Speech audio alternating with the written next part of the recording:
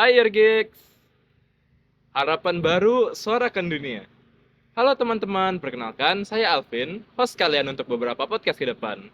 Pada episode kali ini, kita akan membahas salah satu bentuk seni yang seringkali dilupakan, yakni teater. Di tengah dunia yang semakin digital dan dipenuhi klip-klip pendek, seni teater harus terus berjuang untuk tetap relevan dalam sebuah era yang seringkali memandangnya sebagai bentuk seni yang kuno. Di era modern seperti sekarang, teater hanya dapat bertahan melalui komunitas-komunitas kecil ataupun di kalangan penikmat opera yang di elit. Namun, di balik kesan yang klasik, teater memiliki sejarah panjang sebagai ruang ekspresi politik. Sejak dahulu, panggung teater kerap menjadi tempat untuk menyampaikan kritik sosial dan politik. Misalnya, dengan menggambarkan seorang politisi sebagai karakter yang dilebih-lebihkan, cara karikatur, dan lebih dari dirinya sendiri. Dan pada hari ini, 7 Maret 2026, tepat satu hari sebelum Hari Perempuan Sedunia 2026, kita ingin mengajak kalian untuk mendiskusikan bagaimana teater dapat menjadi platform bagi suara perempuan terdengarkan. Sebuah ruang di mana advokasi, perlawanan, pengalaman perempuan terhadap berbagai bentuk opresi dapat didengar dan dipahami oleh masyarakat luas. Dan tentunya, kalau berdialog harus memiliki dua orang. Maka, saya di sini bersama Kepala Lurah Komunitas Teater Kursi Visip, Kak Jaro. So, Kak Jaro, ada kata pepatah nih, tak kenal maka Kak saya. kenalan. Oke, boleh sih Kak Jaro kenalin diri, terus kenalin apa itu komunitas teater Visip, boleh? Oke, hai semua. Namaku sebenarnya Zahra Nurania dari HI23, but you can just call me Jaro, karena itu emang nama panggungku. And for teater kursi itself, emang sebenarnya dari asal muasal teater kursi ini dari beberapa orang gabut, ya dari teater di Ponorogo, teater tenis, kita semua berkumpul, akhirnya decide lah, oh ini dulu sekali ada namanya teater kursi. Nggak tahu dari dulu kapan, tapi yang aku dengar dari Dewan Kesenian Semarang Iya, itu udah lama banget eksistensinya, tapi sempat mati. hormati. Di awal tahun 2010-an. Udah lama ya, Udah lama. 2010. Udah Nah, 16 karena tahun sekarang ya. kita dengar ini, ujung-ujungnya kita coba ingin mengangkat ini sebagai komunitas di FISIP, di mana anak-anak FISIP yang suka berteater atau menyukai kesenian secara general itu bisa mempunyai rumah. Jadi sebuah wadah teater untuk anak-anak visip. Nah, gini nih Kak Jaro, aku mau tanya, kenapa teater visip ini hanya sebatas sebuah komunitas saja, belum ilegal misalnya gimana? Aku nggak mau spill terlalu banyak ya, Oke. soalnya aku takut di Em, tapi kita sejauh ini lagi emang kesusahan dilegalisir ke Senat BEM Mhm. juga, terutama apalagi setelah ini kita pasti harus ke dekanat lagi Iya. untuk legalisir untuk BSO. Tapi untuk segala persyaratan untuk menjadi BSO kita semua udah bisa naik. Masalah ya birokrasi. Oke, jadi kita masuk aja langsung ke topik pertama ya, yakni teater di Undip. Boleh nggak jelasin kayak asal-usul kenapa mau join teater dan kenapa kayak teater kursi ini nggak join aja gabung sama teater di pusat, teater Dipo, atau mungkin ada kayak cerita lain dari teater-teater fakultas lainnya, boleh ceritain, boleh? Aku mulai dari aku pribadi ya. Kenapa Iya. aku masuk teater kampus nih, nggak cuman teater doang, tapi teater kampus. Dari dulu emang aku ada ketertarikan mungkin untuk kesenian, terutama di kesenian murni yaitu gambar. And then later aku mencoba ikut kepanitiaan teater tenis waktu 2023. Oh, boleh jelasin demis itu apaan? Tenis. Temis apaan? Teater tenis ini teater FH. FH. Dari teater tenis aku, setelah mengikuti kepanitiaan itu aku decided untuk join. Ya, Join. meskipun aku bukan anak FH ya waktu Iya. itu, tapi waktu itu emang dia membuka untuk semua. Mhm. Setelah itu aku juga mulai berkenalan dengan anak-anak teater di Ponorogo, yaitu teater kampus pusat, Iya. teater unifnya. Dan aku juga sempat kenalan juga dengan pokoknya banyak teater lah di Undip, teater Ada teater apa aja, boleh? kan Temis FH tadi udah. Oke, Terus di Ponorogo, itu pusat. Universitas. Ada Teater Bui. Teater Bui, Teater Bui. Nah, Teater Bui ini FEB. FEB. FEB Ekonomika. Nah, yang paling gacor segacornya sebenarnya yang menurutku komunitas teater yang paling di highlight Semarang, bukan seundip doang, yaitu teater MK MK dari mana tuh? dari FIB. FIB. Iya sih karena ilmu budaya Karena ya. ilmu Harusnya paling budaya. bagus ya harusnya ya. Terus ada lagi teater si mewah. Si mewah. Si mewah psikologi mepet sawah. Itu ya fakultas psikologi. Psikologi. Jadi ada kayak fakultas yang nggak punya teater sendiri gitu. Beberapa ada, cuman sekarang nih lagi ada yang baru-baru juga. Baru-baru. Baru-baru, contoh teater kursi, fisip. Hmm. Terus ada lagi teater air tanah, teknik geologi. Oh, mereka punya untuk prodi sendiri ya? Prodi sendiri, tapi itu mereka masih di bawah himpunan, Oh, belum di iya. bawah ya base of BEM. Terus kayaknya dari FKM atau FSM gitu lagi mau pengen bikin cabang BSO-nya sendiri, cuman aku nggak 100% sure Iya, itu nggak gimana tahu ya, ya. belum tahu juga. Tapi kita juga se-Univik kenapa kita nggak yang terlalu gabung dengan pusat? Mungkin secara produksi kita ada visi masing-masing. Mungkin secara keterikatan kekeluargaan, kehumasan, kita lumayan solid juga, apalagi ditambah sama konsep komunitas seni Polines, karena kita satu tembalang. Iya. Begitu. Kita satu tembalang, kita juga berinteraksi dengan teater-teater lain di luar Undip juga, seperti yang di UIN, Untak, Kapling di Udinus dan Iya, lain-lain. Udinus. Gitu. Oke, jadi begitu ya. Iya. Tapi kalau misalnya kayak kehidupannya di dalam teater gitu, kayak day to day life-nya gimana? Day to day life-nya sebenarnya tergantung masing-masing teater juga. Misal aku dulu waktu di tenis, kerjaanku adalah ya kelas biasa. Kalau sehari-harinya dulu ya. Iya. Kelas biasa, ke sanggar, nongkrong, tidur, balik lagi ke visip kelas lagi. Tapi ya beda-beda. Masing-masing teater nih biasa punya yang namanya sanggar atau tongkrongan. Biasanya sanggar nih nggak pernah kosong, hampir nggak pernah kosong, kecuali ya kalau tutup. Kalau tutup doang. Iya. Tapi mostly ya nggak pernah kosong. Nggak pernah kosong. Oke. Tapi ya untuk kehidupan teater sendiri, sebenarnya tergantung bilang keahlian. I'm not sure I would say keahlian, tapi what you want to do. Pertanyaannya lebih kayak kita ngapain aja? Kita ngapain aja? Kayak Pertama, harus latihan terus kah setiap hari? Harus olah suara terus setiap hari kah atau gimana? kalau untuk rutinnya, regulernya, emang kita ada yang namanya latihan rutin biasanya, atau kajian rutin. Kajian rutin ini pelatihannya banyak, dari ada bisa keaktoran, keteateran, setting, lighting, musik, mekos, semua aspek dari sebuah produksi teater itu bisa dimasukkan ke latihan-latihan rutin ini, biar anak-anaknya juga bisa belajar, biar ada regenerasi keilmuan. Oke, maaf saya tanya nih, perbedaan keaktoran dan keteateran apa? Keaktoran ini sub branch dari keteateran. Oke. Keteateran ini bisa dibilang yang besarnya, payung besarnya. Oke, payung besarnya. Keaktoran yang lain-lain di bawahnya. Oke, sudah jelas. Terima kasih. Sebelumnya Kak Jaro pernah bekerja dalam sebuah project namanya Marine Exhibition. Boleh dijelasin itu kenapa?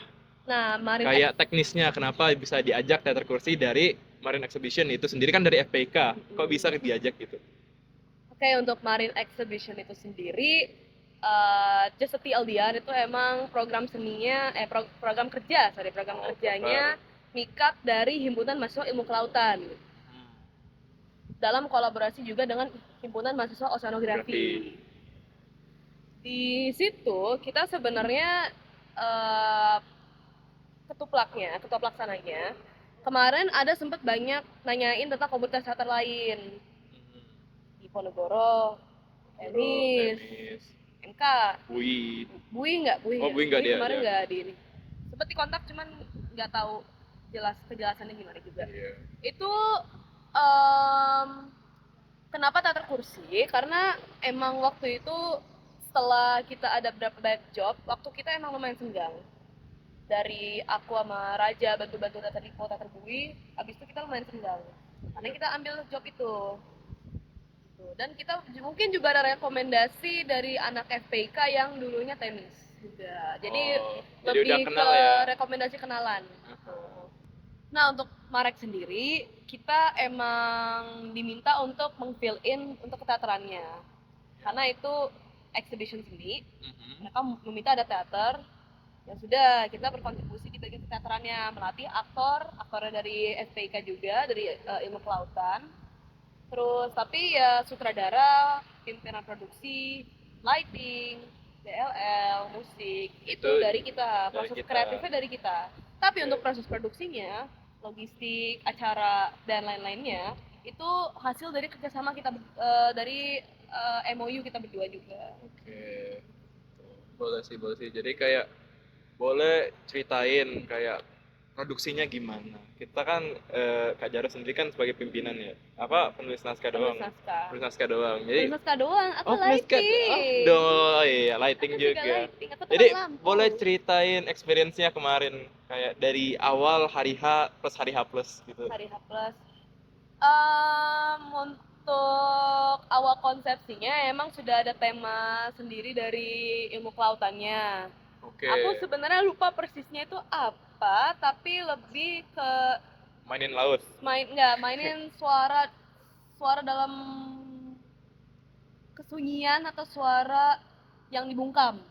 Oh, kayak laut bercerita gitu ya? Laut bercerita gitu. Nah, dari situ aku emang terinspirasi untuk ngambil di level feminisme. Tapi di luar feminisme itu juga aku nggak mau cuman membahas sekitar-putar feminisme dalam level politikal dalam tingkat paling atas, tapi paling grassroots-nya, yaitu di keluarga. Oke. Nah, ini kita udah masuk topik nih ya, topik tentang ceritanya. Boleh ceritain gimana how it goes? How it goes. Kayak karakternya siapa aja, terus ada apa lagi? Boleh ceritain? Untuk ceritanya itu sendiri, aku sudah mention sebelumnya, aku emang ngambil grassroots. Yes. Dalam keluarga ini ada karakter bernama Laras dan suaminya Dimas. Di dalam rumah tangga itu ada juga Baningsih sebagai ART-nya. Iya. ART Laras dari Laras sudah kecil. Tuh. Emang orang kaya ya?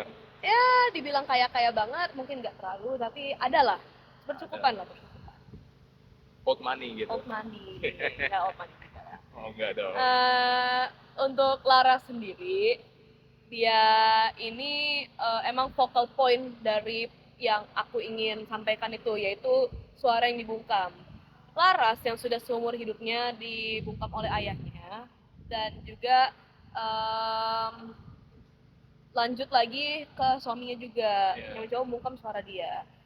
Dan ini sebenarnya sedikit mungkin added plus point juga, tapi Laras ini jatuhnya adalah keturunan dari penjaga Nyi Roro Kidul. Spoiler guys. Ibunya juga di posisi itu, dan ayah dan suaminya ini berusaha untuk Laras tidak ke situ juga. Oke. Dan itu yang sebenarnya aku ingin bawa. Kenapa penjaga Nyi Roro Kidul? Nyi Roro Kidul ini udah emang secara di media ini sudah banyak Nyi Roro Kidul ini sebagai kayak ya di luar tokoh horor ya. Sorry. Itu sebagai representasi feminitas. Feminitas yang sensual, yang tidak dikekang oleh kekuatan apapun. Gitu. Karena dia tidak ada raja di atas dia. Hanya dia adalah Ratu Laut Selatan. Begitu. Untuk kenapa Laut Selatan itu sendiri, aku ingin menyentuh di aspek kewanitaan yang lebih mentah. This raw untamed power. Kenapa? Karena jika kita melihat analogi laut, metafora laut, itu laut ini bisa digambarkan nih sebagai sesuatu yang tidak bisa diprediksi, tidak bisa dikontrol, tidak bisa dikuasai. Gitu. Lagian siapa yang bisa nguasain laut? Gua. Eh, Eh. apa dalam UNCLOS 1982? Nah, Eh, dari situ aku juga mencoba mengembangkan ke si karakter Laras dan juga posisi ibunya yang sudah menghilang ini gitu. Dan di luar itu juga aku nggak cuman mau Laras nih sebagai sendiri, dia tuh udah punya direksi dia ingin kemana, tapi aku ingin juga dia tuh ada yang menghambat dia, ada yang mengekang dia, suaminya, dan ada juga yang mencoba untuk mendukungnya, yaitu temannya Sekar. iya, Sekar ini representasi perempuan yang melawan. melawan, tidak mungkin jatuhnya, mungkin Lebih katanya ke belum melawan, tapi unorthodox ya. unorthodox. Iya. Ya, wanita yang unorthodox. Kalau Mbak Ningsih ini sendiri wanita penjaga dari suara yang belum bisa dikeluarkan. Jadi lebih ke genre surrealis ya. Iya, dibilang surrealis, Not really bisa, ya, not bisa. really. Tapi ada ya Elemen mistisnya. elemen mistisnya, ada cerita yang bahwa wanita itu harus bisa melawan patriarki. Oke. Ada ceritain lagi? Mungkin apa ada di end-nya? Nggak apa? Di end-nya sendiri itu spoiler. Spoiler. Spoiler. Itu ditutup dengan scene Lapas Andala. terakhir, Enggak. scene terakhir di mana Dimas ini terbangun seperti biasa di kamar tidurnya. Tapi tidak, Laras ini udah menghilang. tidak menemukan Laras lagi. Tidak menemukan Laras lagi. Laras ini sudah di luar kendali dia, di luar kontrol dia. Yang tersisa hanya ya Kainnya Laras. kain Nyi Roro Kidul, kain Kainnya Roro ibunya. Kidul, iya. Mau naruh di mana sebenarnya interpretasi penonton juga itu juga. Iya. Nah, tapi yang tersisa hanya itu sebagai mungkin peringatan bahwa kita ini tidak akan diam. Menarik ya, menarik ya. Aku sudah mungkin tadi udah ngejelasin secara inspirasi ya tadi ya. Inspirasi Untuk belum. inspirasinya sendiri aku nggak ada spesifik satu media di mana kita nih kayak narik inspirasi cara mungkin kisah, karakter dan lain-lainnya, tapi lebih ke aku melihat perkembangan feminisme dalam media. Oh, boleh dibahas lagi ini. Nah, emang dari awal nih perempuan dalam media ya jatuhnya itu lebih sering dikaitkan sebagai pendamping laki-laki. Iya. Pendamping laki-laki, mungkin love interest atau bagaimana. Tapi semua ini berubah ketika masuknya second wave of feminism. Dan Kapan itu, itu? iya pertengahan abad 19. 20, sorry, pertengahan abad 20. Ya. Pertengahan abad 20. Di mana Mereka perang dunia kedua ya. bukan habis Perang itu. kedua. Ya pas masa-masa perang dingin lah. Perang dingin, berarti Uh, 80-an ya. Iya, bisa. Oke. 70-an 80-an sangat. Nah, untuk second wave feminisme ini sendiri itu banyak menginspirasi peranan perempuan yang baru dalam media. Gak hanya sebagai pendamping pria, tapi juga sebagai karakternya sendiri, pahlawan dan lain-lainnya juga. Tapi masa itu masih banyak apa ya, perlawanan dari laki-laki ya. kaum ya mungkin lebih ke mass media yang saat itu masih belum terbiasa lah dengan masih itu. Mulai. fear mongering ya, masih Iya. ya kayak aduh perempuan nggak boleh ada di media, perempuan ini kurang Iya. tepat, harusnya mereka stay di kitchen. Enggak sih, enggak kan? Ya seperti itulah, tapi lebih ke kayak mereka nih terlalu asing dengan peran perempuan yang baru ini gitu. Di situ juga pada akhirnya pada abad ke-21, awal abad ke-21 nih, karakter perempuan ini makin kompleks. Gak hanya sebagai pahlawan, gak hanya sebagai karakter yang baik, tapi juga karakter morally gray, nggak baik nggak jahat, tapi di situ dia ada memiliki kekuasaan sendiri, ada memiliki agendanya sendiri. Sebagai manusia pada umumnya. Sebagai manusia pada umumnya, gitu. Contoh mungkin kalau di Hunger Games Oh, itu iya, ada Hunger Presiden Coin, Katniss Everdeen. Mhm. Game of Thrones ada Daenerys Targaryen. Ya. Sebenarnya aku ngambil Dan baru-baru ini Pluribus itu benar-benar perempuan sebagai cast awalnya. ya bisa gitu juga. Nah untuk teater nih juga Mungkin dalam sejarahnya lebih ini ya. Dulu lebih terbuka ketimbang film. iya. Tapi perempuan dulu tidak boleh di atas panggung, Mas. Harus Ada momen laki-laki gitu. ada momen di mana perempuan tidak berada di panggung, semua berubah. Akhirnya karakter perempuan ini sudah diperankan oleh karakter perempuan, tapi ya perempuan juga bisa memerankan karakter gender lain, ya mungkin gender ambigu atau mungkin bahkan peran laki-laki Iya. gitu. Dan untuk naskah Marex kemarin itu sendiri aku lebih ngambil kenapa grassroots karena aku ingin mencoba mengkaji perempuan dalam tingkat-tingkat paling sederhana, mungkin dalam keluarga, dalam masyarakat, nggak hanya sebagai pemimpin, nggak hanya sebagai mungkin diktator, diplomat, pahlawan, Tapi sebagai ibu-ibu tapi biasa. sebagai mungkin ibu-ibu biasa atau istri rumahan. Iya. Begitu. Dan gimana caranya karakter Laras ini melawan stigmatisasi mungkin orang yang orang punya kepada ibu rumahan atau ibu rumah tangga, itu yang ingin aku kaji lebih lanjut di dalam naskah itu. Dan gak cuman yang aku sudah sebut tadi, gak hanya Laras sebagai focal point, tapi ada juga karakter-karakter perempuan lain begitu. Dan yang merepresentasikan berbagai aspek Perempuan lainnya. perempuan dalam feminisme Iya. juga. Dan untuk karakter Dimas itu sendiri, Dimas ini suaminya. Iya. Suaminya ini aku ingin mencoba menganalogikan dia sebagai kekuatan patriarki yang lebih luas, yang mungkin gak harus secara koar-koar, oh we hate women, tapi lebih ke yang controlling. Ada kebiasaan tertentu yang sudah dibentuk oleh patriarki sejak lama. Iya. Begitu. Dan ini malah jatuhnya menyebar, menginfluence dinamika suami istri dalam rumah tangga. Terima kasih. Belum selesai sebenarnya, masih ada pertanyaan-pertanyaan lain.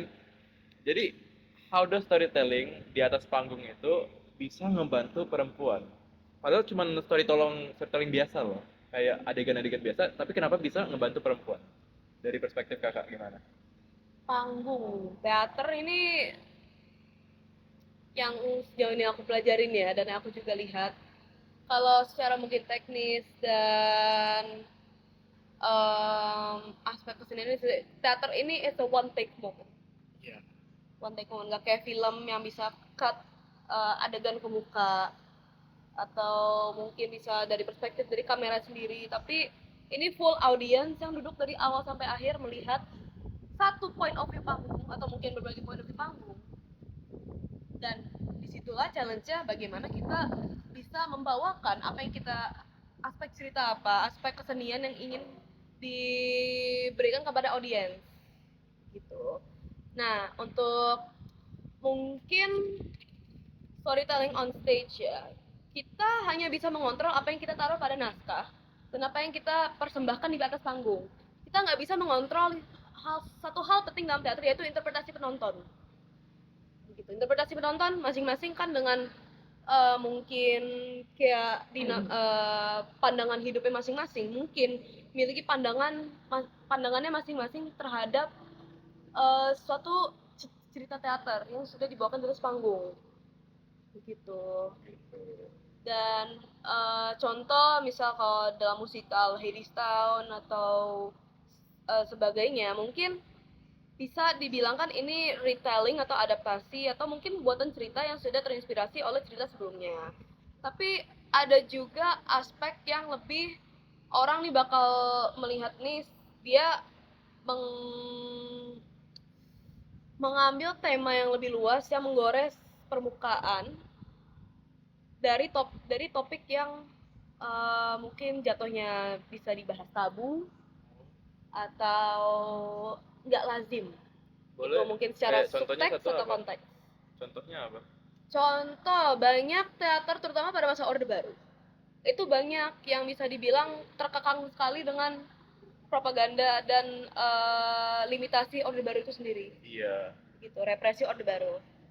Banyak teater-teater ini yang bisa dibilang mereka secara koar-koar di bawah tanah, atau mereka membawakan panggung ini ke audiens yang lebih luas, tapi dengan subteks dan konteks yang kalau mereka ini sedang mengkritik apa yang sedang terjadi. Sama hal dengannya, aku ingin membawakan ini dengan uh, representasi feminisme gitu. Dan naskah-naskah seperti inilah yang gak cuman kita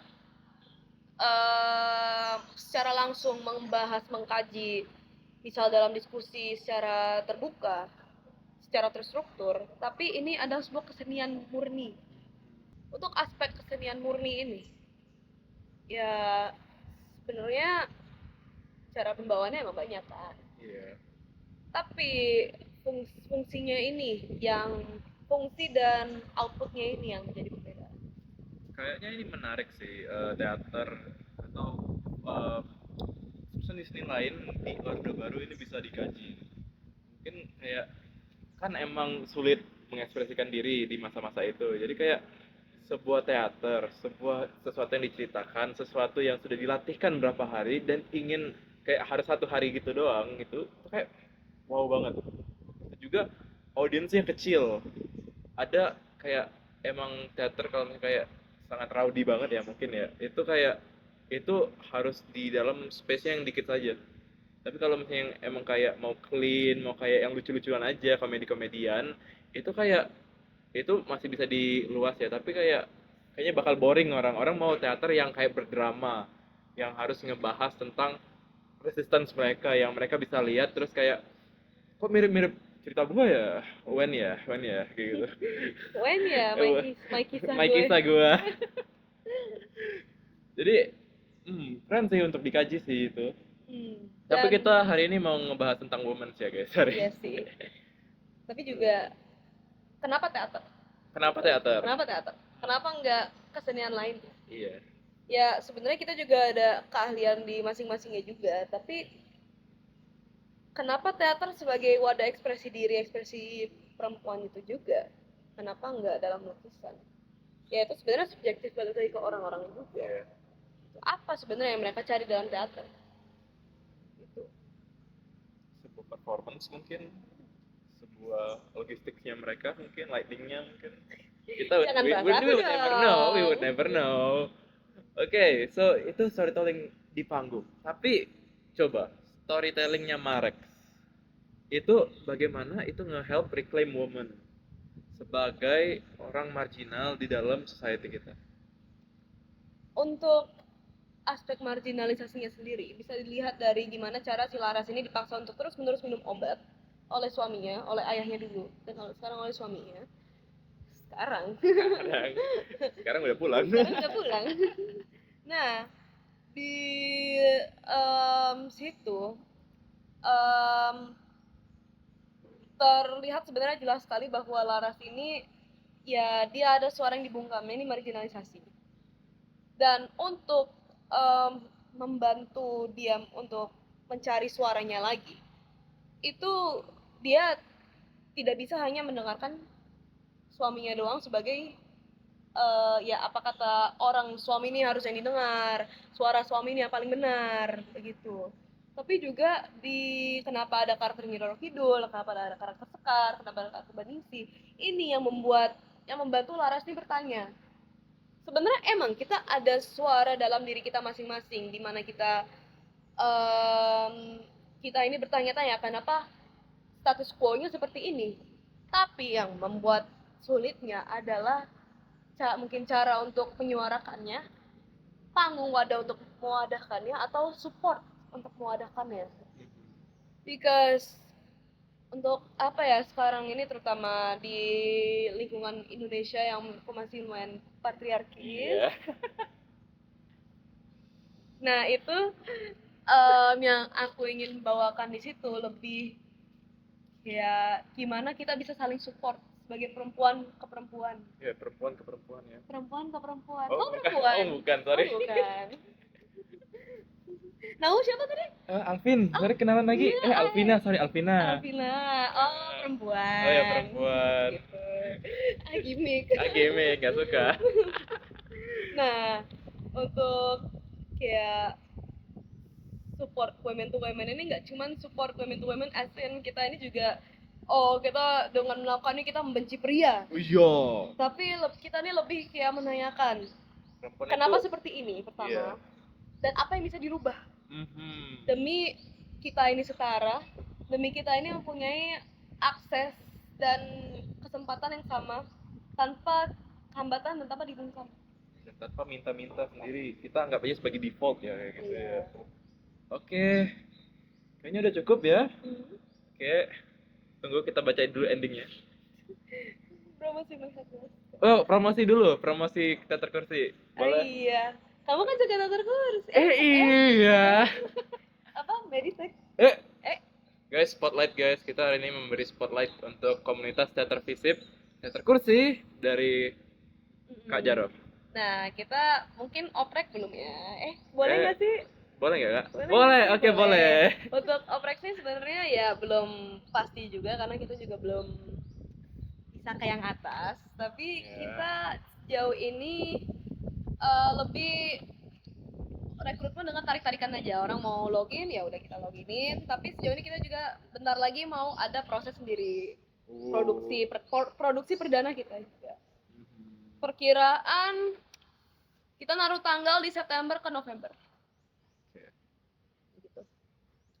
Terima kasih guys sudah menonton. Terima kasih juga Kak Jaro sudah datang. Terima kasih RGX sudah mendengarkan, udah hadir untuk membuka pintu kita membuat refleksi yang baru.